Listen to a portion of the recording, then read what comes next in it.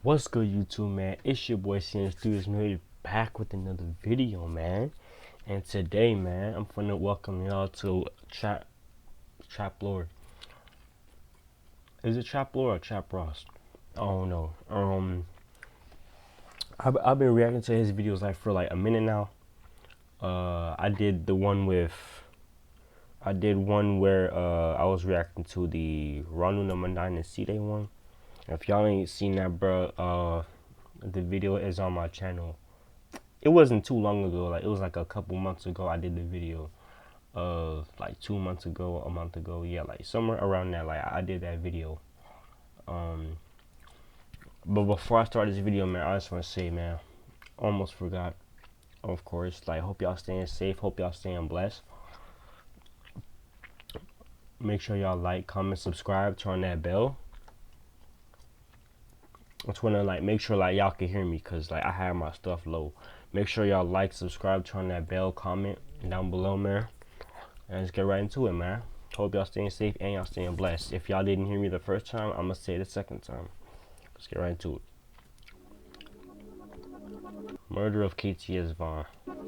Despite the likes of G Herbo and Lil Bibby getting opportunities to make money and build careers in the music industry, the danger in Terrortown, the blocks where they came from, remained for their friends still in the streets. The violence would simply continue as their block and their gang begun to get more and more famous from drill music. The next person to lose their life in the ongoing conflict between NLMB and Black Mob would come on the 16th of October 2014, when a Black Mob affiliate by the name of T-Bone, real name Alexander D. Smith, was walking down the 7500 block of South Colfax Avenue accompanied by a 14-year-old boy. He'd allegedly be caught by rivals from NLMB, being shot multiple times and dying at the scene, with the young boy accompanying him also being grazed in the hit. Little is known about what happened after T-Bone was killed, but Shooter Shells would later rap about the situation, suggesting that he was upset that T-Bone was never avenged. But as you know, No Limit have many ops in the city, and separate to their war with Black Mob, they were still waging a bitter war with Lakeside and the KTS crew. Their most feared shooter, KTS Von, was the top trophy for the No Limit soldiers. Von had seemingly taken a bullet to the chest in early 2014 that took... That shit made him skinnier. What the hell?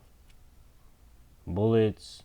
Yeah, bullet made me skinny, but it's cool. I'm back, bitch. Keep it 100. Big Cutthroat the Smoker. him off the streets for a significant amount of time. But going into 20... Alright, bro, I don't understand how somebody could get shot and just go right back to... Hey, I'm gonna put it like this. If you get shot at and you nearly dead, I mean, I know he he was beefing heavy with sets and shit, trust me, I know. But if it's one thing, you just pumped up, you ready to just go catch someone lacking like that, I don't understand how. But I understand how a person could they get shot and then they just jump up and just be ready for whatever. These Chicago niggas are tough. 2015, the war between No Limit and KTS would heat up once again. Ironically, for once in this beef, each side would trade shots at each other back and forth on songs rather than in the streets. On March the 10th, 2015, Bibby and Herb dropped Kill Shit Part 2, aka Ain't Heard Bout You, which featured lyrics where G Herbo invited his ops to pull up on him on Essex and 79th, as well as saying he smokes Posto, and naturally, seeing as Bibby and Herb's careers had been taking off, with songs dissing dead ops, naturally, once he'd recovered from his injuries, KTS Von would get back in the booth, recording some of the biggest songs of his career. On April the 10th, 2015, he drops the track Street Life, featuring a music video showing Von literally cooking crack on a trap house stove, and a chorus where Von says if he didn't kill for Posto, it wouldn't be right. He would rap that he got caught lacking when he got shot, but that every shooter isn't a killer. He also says on the song that he's smoking Kobe, and in a way, this song was a sad but true reflection on the dead-end street life that KTS Von had been born into. It came with other lyrics warning the listener that falling in the street life will have you doing awful things, like killing a friend of 10 years, or dying broke unable to fund the ongoing gang. Awful things, like killing a friend of 10 years. Might have to kill your 10-year nigga in the street life. Wow. Damn, this was on New Year's of 2015, so this was old as hell. Or dying broke unable to... Can't go to war without that money in the street life, or you gonna die broke in the street life. Hey, that's all facts right there, bro. Like, even though like niggas going through a lot, they still speak facts in their songs, bro. Especially like this. A lot of rappers lose people. I mean, you in the streets, obviously you gonna lose people, bro. It's gonna happen. But you know, everything will come back to bite you eventually. So, mm, you reap what you sow, y'all. So, if you are not in the street life, bro, don't do that shit, man. This is what happens. to fund the ongoing gang war. But it would be KTS Von's next song that would be the most famous of his career, and unfortunately, his last. On April the 29th, 2015, KTS Von releases the music video for the track Kill to Kill to Survive. Survive. The music video would feature yet more offensive merch listing their ops that they've killed, and the song's central chorus of Kill to Survive became the perfect national anthem for KTS. I'm not gonna read all that. Von would rap about literally living in the purge and claiming to slide through Terrortown with Put your ass in the sky, sliding through Town with the lake. Man down, drop the 5, then escape. Lakeside members putting people in the sky while dropping 5s. And following the track's release, he would be seen on social media. Hey, KTS Vaughn, he didn't really give a fuck. Like, nigga caught like what, 6 bodies, 5 or 6. He didn't really give a fuck. I heard he killed an old man that was associated with the gang shit. I think, dude, old buddy, and his dad or grandfather or somebody that got killed. Like, I don't know. Damn. That just goes to show, like, anything goes. Anything on me.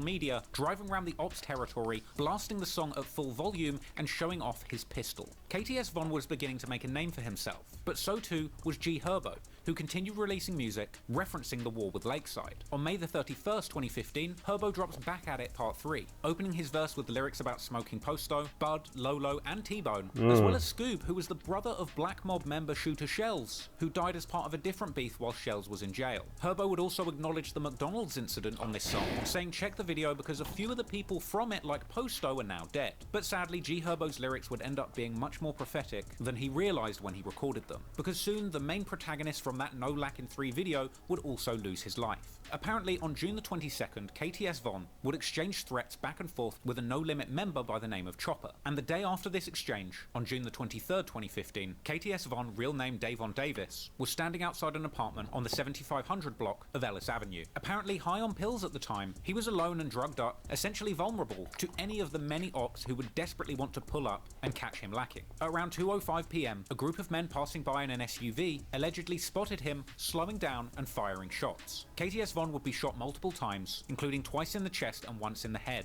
in what authorities expected was a drive-by where they wanted to make sure he was dead. Von was indeed later pronounced dead at the scene, and weirdly Damn. They even put the blicks outside his casket too. Damn, bro. I heard they shot off. You know, I ain't saying shit. Yeah, y'all gonna be in the comments talking about, bro, you on that police shit. You on that police shit. Nah, bro, he's dead, so it's like, it's not snitching and shit, so. It was also reported where they wanted to make sure he was dead. Von was indeed later pronounced dead at the scene, and weirdly it was also reported that shortly after the shooting, another mysterious SUV came down the block where the murder had been committed, rolling down the window with the occupant of the car asking the nearby crowd if somebody else got killed, with a woman apparently replying that it was a birthday party, whilst another man nearby would hold out his fingers mimicking a gun and saying boo. KTS Von's murder would go unsolved, and whilst Von's friends and family mourned the loss of the KTS general, Big Cutthroat the Smoker himself, many theories would follow as to who was responsible for the killing. Chopper from NLMB, who had gone back and forth with Von in the comments the day before his death, would post a video online, apparently right after the murder, rapping the lyrics about killing for Posto from Von's April song titled Street Life, changing the lyrics to say that he should have killed for Posto and now he's in the sky, and suggesting that all of their dead homies are now beating Von's ass. If he ain't killed for Posto, it won't be right. He should have killed for Posto and kept his pipe. But now he up there for no business, eh? Why your dumb ass? And a day after Von's death, Chopper would also tweet that the ops are lacking whilst they're lurking. Despite not being formally charged in the case, NLMB Chopper would later be taken off the streets anyway, catching a murder case for killing a man who allegedly wouldn't share his blunt. Others have credited the killing of KTS Von to Mad Max, aka C Money or Killer Chris, because only 2 days after the shooting, Max would post to his Instagram a picture of a lion with a bloody face and a caption reading, "One picture, 1,000 words." And Max would also post yet another picture of him with No Limit member Mally, along with 4 days after KTS Vaughn died. Splash, bro. Free Mansky campaign. the caption Splash Brothers. In response to this, Brothers. KTS Von's brother KTS Dre would even jump in the comments asking Mad Max for his phone number, which he actually provided. Another detail that had people thinking Mad Max was responsible was the fact that soon after the hit, Mad Max would change his description on Instagram to call himself The Smoker, which had previously been KTS Von's nickname. This would catch on, and No Limit, Diesel and 30 Clips would end up releasing a song called Don't Get Exposed, where they claim to have took the name The Smoker from Von. And in the music video for that track, No Limit members were seen doing KTS Von's signature pose of having one hand over his mouth and another hand doing a gun sign to his head. Ever since the killing of KTS Von, No Limit members would seemingly adopt this pose en masse as a regular sign of disrespect towards Lakeside. Basically, once KTS Von died, everybody in No Limit was rejoicing. Ramo from No Limit tweeted RIP Kobe days after the murder. Chopper would continue mocking Von on his own Instagram. Ramo would point out, the day following the murder, that most of the ops in the No Lack in Part 3 video are now dead. No Limit jocks celebrated with social media posts honoring Kobe and mocking Von. Now, despite the mountain of examples suggesting No Limit were responsible for the killing of KTS Von, other theories have circulated painting a different picture. Some suspect that Von's killer may have actually been a rival from Circon City, as only a few days after the killing of Von, a Circon member by the name of Eric Turner was gunned down, with one theory suggesting that the same man who killed Von might be the same person from Circon City who would kill Von's father, Vincent Davis Sr., which took place around a year and a month after the killing of Von. While it hasn't definitively been proven who killed Von, it's clear that his passing was the best news No Limit could have hoped for. But it's believed that after the killing of Von, KTS and Lakeside were out for blood, with a particular focus on Mad Max. However, in this case, revenge would be out of reach, because sometime after Von's death, his brother Dre would end up being taken off the streets as a result of a gun charge, leaving some of the No Limit members free to focus on the numerous beasts in the streets, now that two of their biggest rivals from Lakeside were no longer active. With one particular member of No Limit choosing instead to take things further with music and finally distance themselves from this dangerous street activity. Wow.